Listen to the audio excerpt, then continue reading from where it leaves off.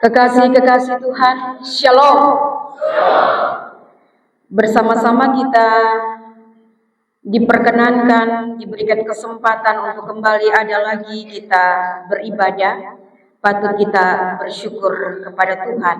Walaupun dalam berbagai-bagai pergumulan kita, tetapi Tuhan mengembalikan kita untuk ada lagi dalam ibadah saat ini.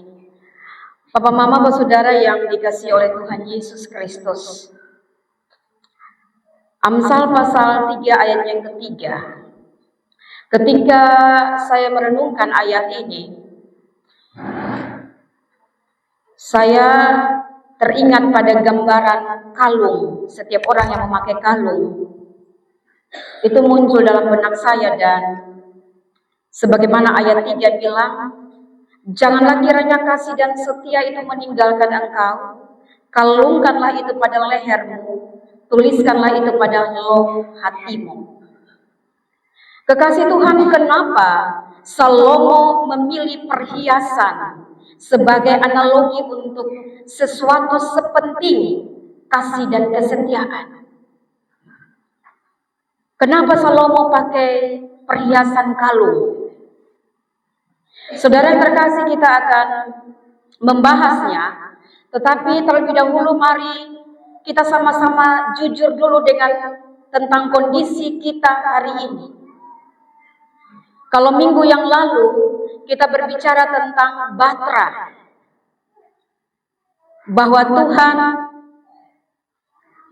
memerintahkan, memberikan pesan kepada Nabi Nuh untuk membuat Batra. Saudara-saudara yang terkasih, kita dapat membayangkan bagaimana ketika Batra itu bocor.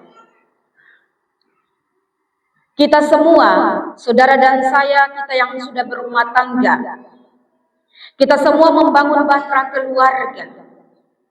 Dan untuk Batra keluarga ini, kita menghabiskan energi kita, menghabiskan waktu, biaya untuk membuat Batra ini tetap kokoh.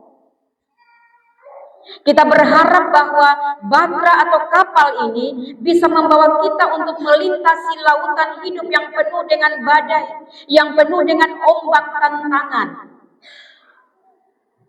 Namun saudara, coba kita perhatikan akan Batra keluarga kita hari ini. Mari kita melihat kembali Batra keluarga kita hari ini. Seringkali Batra kita mengalami bocor. Dan anehnya Bapak, Mama, Saudara yang terkasih, kebocoran ini bukan dari badai besar yang ada di luar sana, melainkan bocor ini berasal dari lubang-lubang kecil yang kita biarkan itu muncul dari dalam. Saudara yang terkasih, kita perhatikan di dalam rumah kita masing-masing. Lihatlah akan meja makan kita. Lihatlah dalam rumah, seolah kita sedang berada di benua yang berbeda. Kita duduk bersebelahan, tetapi hati dan mata kita terpisah oleh HP dan gadget. Saudara yang terkasih, ini kebocoran waktu dan perhatian. Selain itu ada juga kebocoran tentang tekanan hidup. Papa, Mama, kekasih-kekasih Tuhan, ada keluarga-keluarga yang stres karena cicilan. Kita stres karena tuntutan pekerjaan. Kita stres karena tekanan sekolah anak-anak. Dan pada akhirnya membuat kita pulang ke rumah bukan membawa damai, tetapi itu membawa sebuah ketegangan. Dan akhirnya rumah bukan lagi tempat berlabuh yang tenang, melainkan menjadi arena tanding. Papa, Mama, kekasih Tuhan, ketika kebocoran ini terjadi, itu akan berdampak sangat dalam setiap Batra keluarga. Yang hilang bukan hanya tentang kehangatan, tetapi ada dua pilar utama yang hilang, yaitu kasih dan kesetiaan. Saudara, kasih dan kesetiaan, dua pilar yang utama ini pun juga hilang, baik itu kepada sesama maupun juga kepada Tuhan. Kita mengalami krisis iman karena kita mulai mengandalkan diri sendiri, bukan lagi Tuhan yang kita andalkan.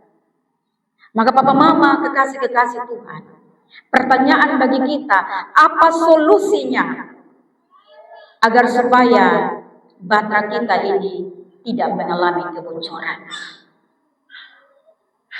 Apakah kita harus mencari tukang kayu terbaik di dunia ini untuk menambal kebocoran batra kita? Saudara yang terkasih, Salomo yang dikenal sebagai orang yang paling bijak, dia tahu bahwa tambalan fisik saja itu tidak cukup. Kalau iklan bilang pakai no drop, kalau ada yang bocor-bocor pakai no drop. Tetapi bagi Salomo, secara fisik saja itu tidak cukup. Oleh karena itu Salomo memberikan ada 5 jangkar abadi. 5 jangkar abadi yang harus kita ikat erat dalam batra kita masing-masing. Yang pertama, Papa Mama kekasih Tuhan. Yang pertama, Salomo bilang jangkar yang abadi yang pertama dalam ayat 1 dan ayat yang kedua. Salomo bilang, lakukanlah perintah Tuhan. Itu jangkar yang pertama. Lakukanlah perintah Tuhan. Saudara yang terkasih, bila hati kita tetap memelihara firman Tuhan dengan taat, hasilnya bukan sekedar umur panjang, tetapi hidup yang damai, hidup yang penuh dengan makna. Saudara yang terkasih, panjang umur tanpa damai itu adalah sebuah penderitaan. Percuma kita panjang umur kalau tidak ada damai. Yang ada hanyalah penderitaan. Tetapi umur berapapun yang kita jalani dalam damai bersama dengan Tuhan, itulah berkat. Maka bagi Salomo, inilah jangkar abadi yang pertama untuk kita mengikat batra kita masing-masing. Yang kedua, saudara, Salomo bilang jangkar yang kedua itu adalah kalung, yaitu tanda yang terlihat. Kalau kita pakai kalung, apa saja yang kita kalungkan di leher itu pasti akan terlihat. Apalagi kalau perhiasan emas, itu akan terlihat. Dan janji yang tertulis, ayat 3 dan ayat yang keempat. Saudara yang terkasih, mari kita melihat analogi kalung ini. Salomo bilang, jadikanlah kasih dan kesetiaan seperti kalung yang dikalungkan di lehermu. Kenapa kalung? Kenapa Salomo pakai kalung? Karena kalung itu terlihat. Kasih dan kesetiaan harus terlihat. Selain itu Salomo bilang, selain terlihat, kasih dan kesetiaan itu harus terbaca. Terlihat oleh orang lain dan juga harus terbaca oleh orang lain. Terutama oleh anggota keluarga kita masing-masing. Papa Mama kekasih-kekasih Tuhan. Kalau kita bilang kita setia kepada Tuhan, tetapi dalam kehidupan kita curang dalam pekerjaan, atau kita sering tipu-tipu pada pasangan kita masing-masing, itu berarti bahwa kalung yang kita gunakan adalah kalung palsu. Jika kita berkata bahwa kita mengasihi anak-anak kita, tetapi kita tidak pernah hadir secara emosional untuk mendengarkan mereka, maka saudara yang terkasih, kalung itu hanyalah hiasan pamer belaka. Jadi saudara, tidak cukup hanya di leher saja. Namun Salomo bilang, tuliskanlah itu pada loh hatimu. Ketika kau taruh di leher, tetapi Salomo pun juga selanjutnya dia bilang, tuliskanlah itu pada loh hatimu. Artinya bahwa kasih dan kesetiaan harus meresap dalam perilaku hidup kita. Perilaku itu harus terlihat. Terlihat di leher, tetapi dia juga harus meresap sampai dalam hati. Dan itu harus otentik, bukan yang palsu-palsu. Saudara yang terkasih, itu jangkar yang kedua. Ada berapa jangkar? 5. Jangkar yang ketiga, ayat 5 hingga ayat yang ke-6. Salomo bilang, percaya sepenuhnya, bukan percaya setengah-setengah atau percaya separuh, tapi percaya sepenuhnya. Kekasih-kekasih Tuhan, seringkali kita mau percaya kepada Tuhan, tetapi tetap ingin mengontrol hasilnya. Kita berdoa, tapi di hati masih menyusun segala rencana-rencana cadangan kalau doa kita tidak dijawab sesuai dengan keinginan. Maka pengamsal menegur, janganlah engkau bersandar pada pengertianmu sendiri. Artinya bahwa jangan jadikan logika atau pengalaman pribadi sebagai ukuran tertinggi kebenaran kita. Sebab saudara, Tuhan jauh lebih tahu jalan yang saudara dan saya tempuh. Tuhan lebih tahu itu dan Tuhan mengerti. Maka Salomo mengingatkan, janganlah bersandar pada pengertianmu sendiri.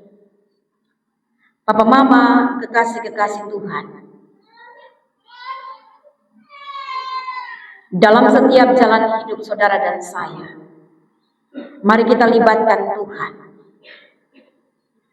Ketika kita buntu dalam hal keuangan, ketika kita bingung dalam mendidik anak-anak kita, ketika konflik memuncak, maka saya mau bilang, pergilah ke lutut Anda untuk bertelut dan berdoa, bukan pergi ke Google, bukan searching Google, bukan searching Instagram, TikTok, dan lain sebagainya. Kita hanya menghabiskan waktu untuk scrolling. Kotong tahu bahwa ada persoalan, kotong tahu bahwa ada beban. Kita mengeluh dengan berbagai beban penderitaan yang ada pada kita. Tetapi kita enggan untuk berdoa, enggan untuk menyerahkan itu kepada Tuhan. Kita lebih menghabiskan waktu untuk ada di media sosial. Kita berselancar di media sosial ketimbang berselancar bersama dengan Tuhan dalam doa-doa kita. Itu yang ketiga.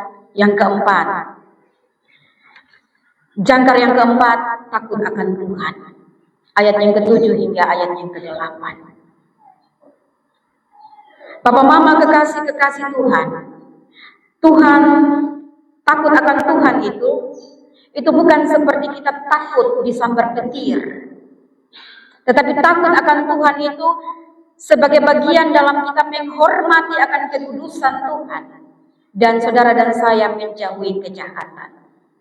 Dan ini adalah filter spiritual keluarga kita. Di era banjir informasi ini, filter ini sangat penting bagi kita. Rasa hormat pada Tuhan yang kudus akan membuat saudara dan saya berani untuk mematikan tontonan yang kotor, tontonan-tontonan porno.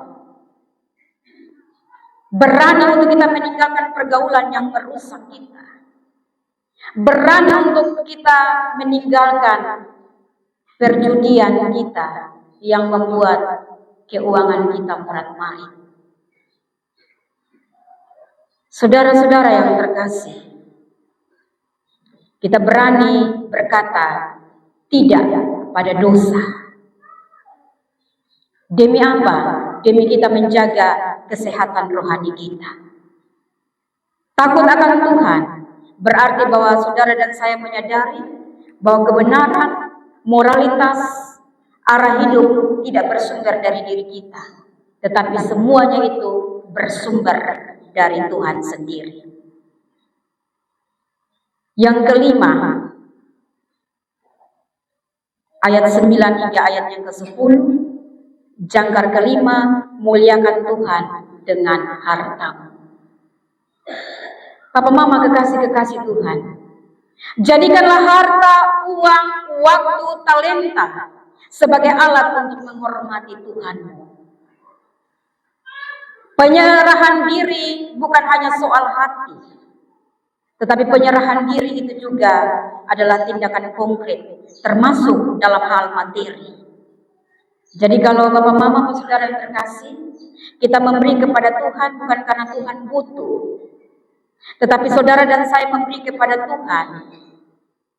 Ini hendak menegaskan kepada kita bahwa siapa yang menjadi sumber hidup saudara dan saya. Ketika kita mempersembahkan yang terbaik, itu sama dengan kita sedang berkata, Tuhan, Engkaulah pemilik hidupku. Dan saudara, Tuhan menjanjikan berkat, bukan sekedar berkelimpahan materi, tetapi Tuhan juga menjanjikan berkat kecukupan yang disertai dengan kedamaian.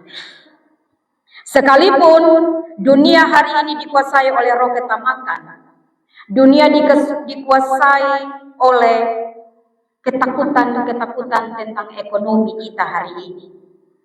Namun saudara yang terkasih, kita sebagai orang-orang yang percaya, kita dipanggil untuk tetap setia memuliakan Tuhan dengan cara hidup yang jujur, murah hati, dan kita bertanggung jawab. Papa Mama kekasih-kekasih Tuhan, itulah 5 jangkar yang Salomo berikan kepada kita untuk mengatasi batra kita yang mengalami kebocoran-kebocoran. Saudara yang terkasih, sebentar kita akan melayani sakramen baptisan kudus kepada 6 orang anak. Kita tahu bahwa baptisan adalah pernyataan nyata bahwa orang tua, keluarga-keluarga, para saksi merawat kasih dan kesetiaan bukan hanya pada sesama manusia, tetapi juga terutama kepada Kristus. Kita merawat kasih dan kesetiaan juga dengan kita membawa anak-anak kita untuk dibaptiskan. Saudara-saudara yang terkasih, sebagai orang tua, kita sebagai bapak, mama, sebagai saksi, kita adalah pendeta dan guru utama bagi anak-anak. Sebagai bapak dan mama, kita adalah pendeta dan guru utama bagi anak-anak. Maka teladan orang tua adalah pelajaran utama yang mengajarkan kepada anak-anak siapa itu Tuhan. Anak tahu tentang Tuhan, itu berawal dari orang tua. Jika kita dibaptis, kita adalah milik Kristus. Maka pertanyaan bagi para orang tua yang hari ini siap untuk berdiri menjadi saksi, membawa anak-anak untuk dibaptis. Apakah anak-anak melihat kalung kasih dan kesetiaan itu dalam diri orang tua? Atau saya balik, apakah anak-anak melihat perilaku Yesus Kristus ada dalam diri papa dan mama? Dalam cara kita marah, dalam cara kita mengelola uang, ataukah dalam cara kita mempraktikkan doa supaya anak-anak kita tahu dari kecil tentang hal berdoa. Saudara, mari potong sama-sama merenungkan ini, dan kita mengakhiri perenungan kita pada pagi hari ini dengan sebuah komitmen. Jika batra keluarga kita hari ini bocor, mari kita angkat kembali jangkar-jangkar yang ada dalam Amsal pasal 3 ini. Marilah kita hidup setiap hari sesuai dengan janji baptis kita. Jangan jadikan kasih dan kesetiaan sebagai hiasan dinding yang berdebu, tetapi kalungkanlah itu pada lehermu, tuliskanlah itu di hatimu, dan biarlah keluargamu menjadi tempat pertama di mana kasih dan kesetiaan itu hidup subur dan itu diwariskan. Dengan begitu, kita akan menjadi batra yang aman, membawa keselamatan dan damai. Dan kita bisa katakan, Immanuel, Allah menyertai kita semua. Tuhan menolong dan memberkati kita. Amin.